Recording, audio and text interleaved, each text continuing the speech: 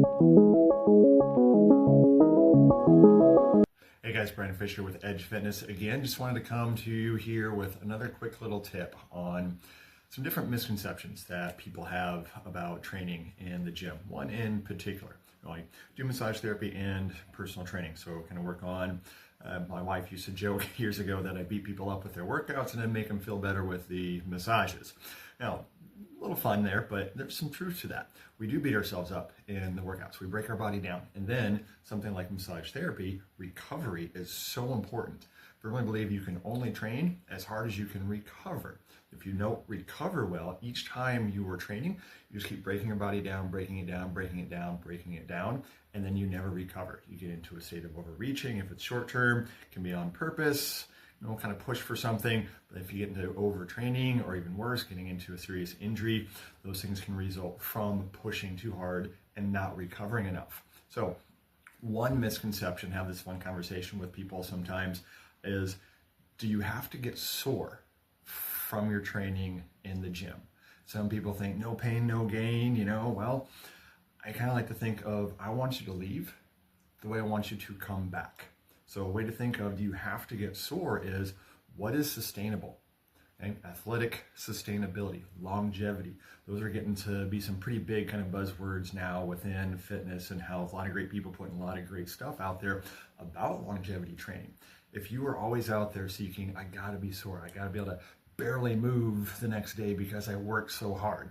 If it's so hard to sit down and stand up at work or to go to the bathroom, get in and out of the car, well, you are at the very least, your activities of daily living, if they are being so adversely affected because you're so sore.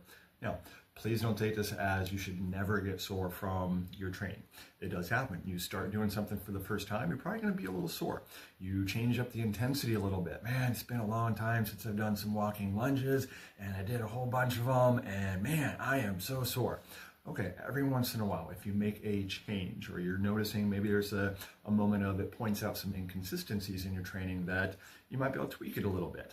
Those can be good lessons. So soreness isn't always a bad thing, but excessive soreness, like, man, yeah, I can't even raise my arm up to wash my hair because I'm so sore. And if you're seeking that all the time, or if you think you have to have that, that's the wrong approach. If you want this to be sustainable for a lifestyle, which should be the goal, something that you get the benefit of, that greater purpose of for the rest of your life, and to help you with your everyday life.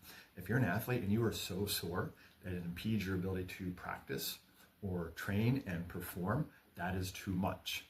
If you are a parent and a business owner or a professional, whatever you do for your living, and you are so sore that it impedes your ability to do the things that you want and need to do, that is a sign that's probably a little bit too much, and you might want to dial back, or at least kind of see how you can maybe change that programming a little bit to help it be better and more tolerated. And also, how can you then recover better? We'll get into some nutrition stuff here coming up. We'll get into possibly benefits of massage, things like that. There's so much that you can do for recovery. If you're not taking advantage of that, along with good training, your sleep, your mindset, if you're just always so stressed and type A and just like always go, go, go, go, go, and you can't slow down, there's an opportunity to see, how can I change that? How can I improve that? How can I dial that up a little bit to be better in terms of handling stress? Dial down the stress, anxiety, dial up how you handle it, and be able to recover even better. That can help your body to, wow, my nutrition's better, I'm sleeping better, I'm able to actually work out at a more consistently higher level from how frequently you're able to go. I don't feel like I'm sore every single time. So, I actually look forward to going to the gym, and everything starts to snowball, and you start stacking those habits for the win to keep you going. So, no, you don't have to get sore. Occasionally, it's okay. But again, so sore that you can barely move. I've had those days. Used to think it was so great. Couldn't walk for days after a leg workout.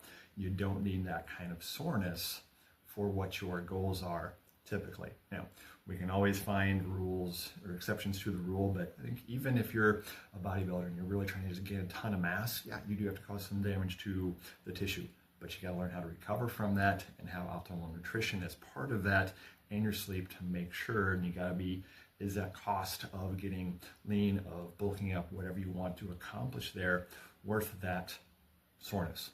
Again, from a sustainability standpoint, looking back at 46 now and seeing, 20 plus years ago, I would still say no. That where I am now, I would much rather be in a better position here, and hopefully 20 years from now, what I'm doing now is going to keep me moving forward.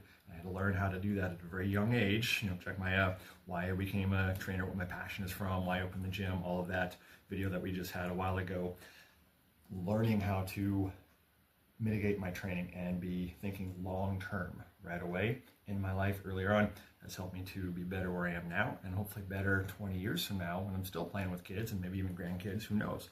Those are the things that we really want to do. That can be that greater purpose from fitness. So think about how sore you're getting from your workouts. You don't have to get that sore. If you want to find out how maybe you can learn better programming, either for yourself or with others, we would love to help you out with that. So hit us up. We'd love to meet with you and chat with you all about it. So have a great day, guys.